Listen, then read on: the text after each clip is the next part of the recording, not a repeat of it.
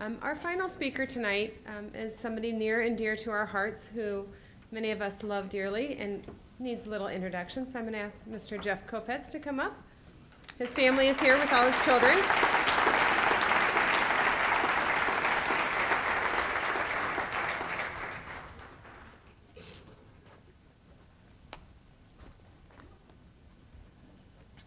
I don't know if that was a good idea for me to come up and talk after the Stevens family. I'm going to be emotional enough doing this, and then having to hear that one, I'm already primed, so we'll see if I can get through this. But they said, my name is Jeff Kopietz. Me and my family, we've been members of St. Robert's Parish for the last 20 years. A few years ago, my wife, Teresa, she had this dream about the Night of Hope for the parish, and the first year my daughter, Courtney, actually spoke about her battle with childhood cancer. I was really nervous listening to her talk that day, but I thought to myself, hey, at least I don't have to get up there and talk. Little did I know, 2 years later, I'd be up on the stage sharing my recent experience with you guys. While I look forward to speaking tonight, I really hope that my family doesn't have anything to say for quite some time. As the organizer of the Night of Hope, Teresa had to find speakers, and she asked me to speak. I actually was shocked that she asked me, because anybody that knows me knows that I'm not the traditional motivational speaker. I'm known for saying things like quit whining, toughen up buttercup, and there's no crying in baseball. Not necessarily the traditional motivational words that people want to hear. I'm also not the guy who quotes the Bible or leads any type of prayer group. I'm just a guy who lives life, solves problems as they're presented to me. I have a strong faith in God and the church, but I don't wear it on my sleeve like some people do. When the program was printed, my speech was titled Split-Second Decisions. While I will discuss my split-second decision with you tonight, it was made possible by years of mental and physical preparation. That's what I'm really speaking about tonight, preparing for your challenges. This year was tough for me, but my family, my years of preparation, outlook on life, and strong faith got me through it all. I've been a police officer for almost 25 years, and I've been a member of the SWAT team for over 22 of those years, and I'm also a member of the Metro Fugitive Task Force. Fugitive Task Force is tasked with locating felony warrant suspects, while the SWAT team serves high-risk search warrants, handles barricaded gunman situations, hostage barricade situations, and other high-risk assignments. Both the Fugitive Squad and the SWAT team can be very stressful and dangerous, but they're also very rewarding. People often ask me, why do you continue doing these types of police jobs? I tell them I do it because of something my dad told me. As my dad laid on his deathbed 29 years ago, he said to me, find a job you like and stick with it. I hate going to work every day of my life.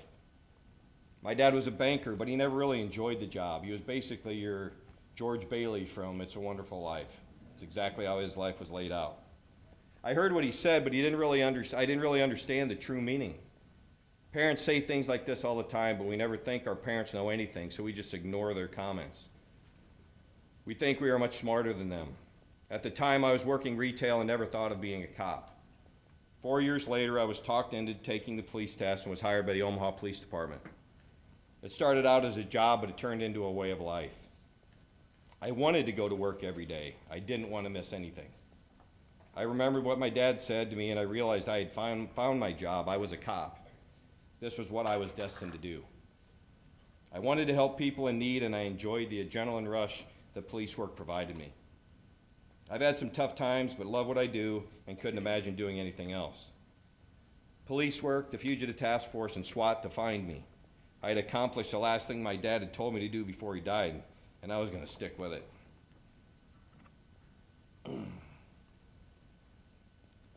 This is where I take the break with the water so that I don't lose it just yet. I've had plenty of stressful things happen over the years, but this spring my worst nightmare came true.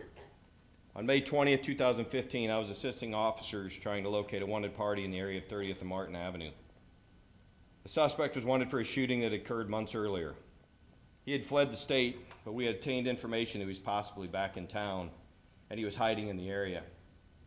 I decided to sit on surveillance just down the street from our suspect house, and I contacted Officer Bob Laney to come and assist me. I had surveillance to the east, and he took up a position west of the target residence. A maintenance man had entered the house, and I developed a plan. When the maintenance man left, Bob was going to stop him and ask if he saw our suspect inside. I would stay on surveillance. He'd gather the info, we'd develop an assault plan, and we'd make an arrest. Simple stuff. We do it every day. Before the maintenance man left, Bob actually spoke to me over our task force radio. Bob had observed a man walking through the yard west of our target residence, and he told me that he believed it was our suspect. Other members of our team heard this and began heading our way to assist with trying to effect the arrest. It was something we did every day, actually many times a day. It was no big deal. This was just another regular day. Bob decided to leave his surveillance position to confirm it was our guy. Bob drove down the street and they made eye contact, and it was him. The suspect immediately disappeared. He ducked out of Bob's vision. Bob told me it was our suspect, but he didn't know where he went. So members of our team now, they're listening to the radio. They're rushing to our aid. But before they could get there, the maintenance man decided he was going to leave the house. So we decided we'd revert back to our original plan. I would stay put, and I told Bob to follow the maintenance man from the area. The truck left the house coming eastbound, and Bob started to move to make the stop. I had a great view of Bob coming towards me, and all of a sudden Bob took a hard right-hand turn onto a side street, and I knew something was wrong. Bob told me he saw the suspect walking just south of Martin Ave. I started heading to help him. I was about a block away. I'd be there in about 10 seconds, but I didn't have time. Bob began yelling on the radio. He's heading towards the back of the house. Shots fired, shots fired. I was right in front of the suspect house, so I pulled into the driveway, hit my emergency lights on the truck. I exited the vehicle and saw a woman exiting the suspect house with a young child in their arms. We exchanged some words. I don't really know what I said, but we talked a little bit. And then I saw my suspect. He was coming out of the backyard, trying to get across the driveway into the neighbor's yard. I identified myself and told him to stop. He stopped, turned, and started shooting. I immediately returned fire, and watching his body language, I knew I hit him at least once as he got into the neighbor's yard. I lost sight of him, and I moved to the cover of the neighboring house and took an angle off of the corner. I saw him kneeling in the neighbor's backyard. I told him to stay down. I knew he was shot, and I assumed he was just going to give up. Instead of giving up, he shot at me, and we exchanged gunfire a second time. I felt my right hand get struck by something. I took a bullet fragment or shrapnel, and then I heard a voice behind me say, "I'm hit, I'm hit." I turned and I saw Officer Kerrie Orozco running towards me, bleeding from her right shoulder. I didn't know it, but Kerrie had arrived on scene, heard the gunfight, and came to assist me. I thought I was by myself, but I was wrong. The suspect was shooting at me, missed, and struck Kerrie as she ran to my aid. One bullet hit just above her vest and entered her right shoulder. I ordered Kerrie to the ground and took up a position to protect her from the suspect. The suspect tried to run away, but collapsed a few doors down, and Kerrie lay there and died of her wound. He also died of his wounds down in the neighboring house. It took just a few seconds, but my life will never be the same. I had prepared myself for this type of event, but had hoped that it would never have happened. There were a lot of things that I had to deal with at this time. I watched a coworker and a friend lose her life trying to help me. I felt guilty being alive, with extreme sadness, seeing her family deal with their loss. I struggled watching my coworkers deal with the loss of a fellow officer and the battles each of them faced preparing to return to work. I felt guilt watching and listening to my family deal with the fear and thoughts that I was almost killed. I had to deal with the realization that I killed somebody, but I had done what I had to do. A coward had tried to kill me and my friends, and I responded as I had been trained. He made the choice to shoot at me, and I defended myself. Thankfully, I was a better shot than he was. Unfortunately, his errant shot hit my partner. I could have let any or all of these thoughts consume me, or I could toughen up and move on. I reached into my heart.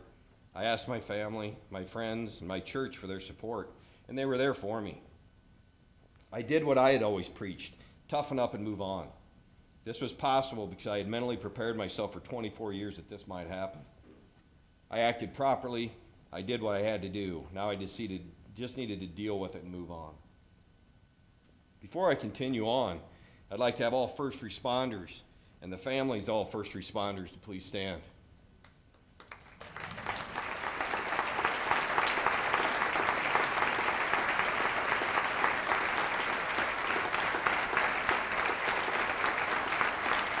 Often first responders receive praise and thanks from the public after tragic events, but their families are often forgotten.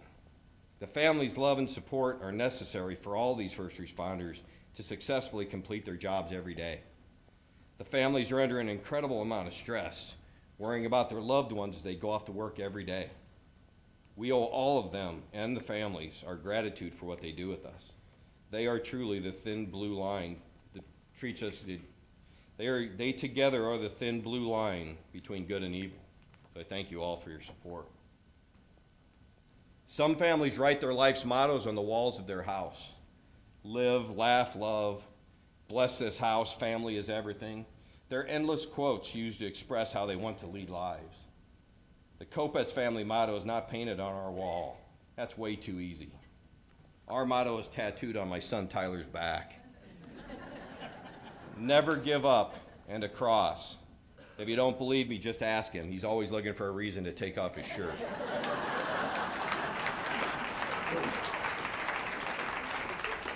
The cross represents our Christian values, and the words remind us of how we want to live our lives. I could have let this event beat me, or I could live the family motto and never give up. I remembered a time when my daughter Courtney was 7 years old. She was diagnosed with leukemia and was sitting on her hospital bed as her doctor and I discussed her prognosis. I was pressing Dr. Gordon for the number representing the chance that she would defeat this cancer, but he did not want to give me a number.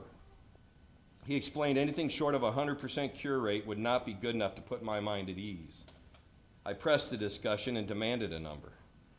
Courtney was sitting in bed reading one of her books, not really paying attention, or at least I thought so. Dr. Gordon finally said to me, "She's got a 90% chance to live." Courtney immediately looked up and asked Dr. Gordon, "I'm going to die?"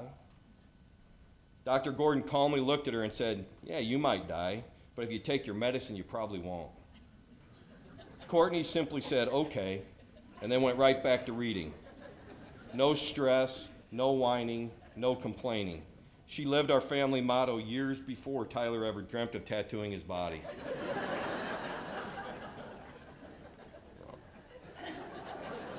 She was too young to really understand how serious the illness was, but wise enough to know how to defeat the disease. Never give up. If Courtney could do it, so could I. So your ability to handle stress is not taught in a single class presentation or discussion. Stress comes about every day, so when it happens, you need to deal with it. You cannot be successful if you don't prepare yourself for challenges. You have to work at life every day. When stress or challenges present themselves, don't ignore the problems, solve them. Live life to its fullest. Don't be afraid of failure. If at first you don't succeed, try again. These quotes all require us to identify challenges and defeat the odds. Life is too short to waste your days looking for the easy road through life. Sometimes the toughest road is also the best road. If you achieve everything in your life easily, you take life for granted and will panic when a real challenge is presented to you. Search out challenges and improve. Move forward and have fun. I recently decided to take on a new challenge to share with my daughter Courtney. Next April, we will celebrate her 19-year anniversary of her leukemia diagnosis by backpacking over 100 miles throughout Portugal and Spain, completing part of the Camino de Santiago.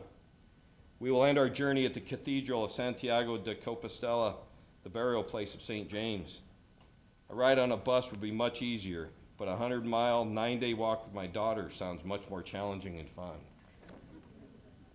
Have you ever watched a movie or listened to a speech or sermon, enjoyed the experience, but when you leave, you couldn't remember a thing about what you saw or heard? You try to explain your experience to your friends, but the meaning just can't be found. I'm going to try to paint a picture for you now so you can remember what I've talked to you about tonight. When I thought about how to paint this picture, I thought back to a presentation that I saw that helps me make it through everyday life as a police officer. In September of 2003, a good friend of mine and fellow SWAT officer, Jason Ty Pratt, was murdered in the line of duty. It was obviously an extremely difficult time for everyone. A few weeks after the funeral, a nationally known tactical motivational speaker, retired U.S. Army Lieutenant Colonel Dave Grossman, came to Omaha to speak to the police department and our families. What he said to us and how he said it is ingrained in my head. He advised there are three types of people in this world. There are the wolves, the sheep, and the sheepdogs. The wolves are the criminals, bad people with bad intentions. They will steal, murder, and pretty much do anything they want to with no regard for others. There are the sheep. Sheep are the victims. People who go through life choosing to ignore the wolves and the wolves' activities. Sheep hope and assume that they will never meet the wolf. They just assume the wolf will stay somewhere else or that someone will protect them. They refuse to acknowledge the thought that the wolf will find them. Then there are the sheepdogs. The sheepdogs go through life preparing for the day that that wolf shows up. When the wolf shows up, the sheepdog stands its ground. It protects the sheep, and it works to defeat the wolf. Criminals are wolves, victims are sheep, cops are sheepdogs. If I and other cops don't step up, the sheep will be overrun and society will spin out of control. Now, this story relates perfectly to police work, but is easily adapted for all of you in here tonight. The wolf represents any challenge you face in your life. Maybe you deal with a math class you can't pass, the loss of a job, face an illness, injury, or an addiction. Think of anything that makes your day a challenge and makes you think you can't possibly get through that day. That is your wolf. Sheep are the individuals that choose to let that wolf, their individual challenge, walk into their life and do whatever it wants. The sheep refuse to take the illness head on. They refuse to try and beat the addiction. They ignore that tough class. They are afraid to handle the situation. They are the victims. They are the sheep. Now, the sheepdogs, they are the fighters. They are the warriors. The sheepdogs identify the wolf. They stay strong and they accept the challenge. They stare the wolf in the eye and they refuse to give in. They fight. They lead. They refuse to let the wolf win. Now, I challenge each of you to do this for me. When your wolf knocks on your door, don't be a sheep. Don't cower in the corner or run away. Be the sheepdog. Look that wolf, your wolf, square in the eye and stand your ground and attack the challenge head on. Now, anyone can be a sheepdog. It's really just an attitude. Choose to win. Refuse to be a victim. Refuse to lose. So I leave you with this tonight. Enjoy every day you are blessed to live. If God asks you to deal with a challenge, the answer is simple. Never give up. Stay calm and carry on. Thank you.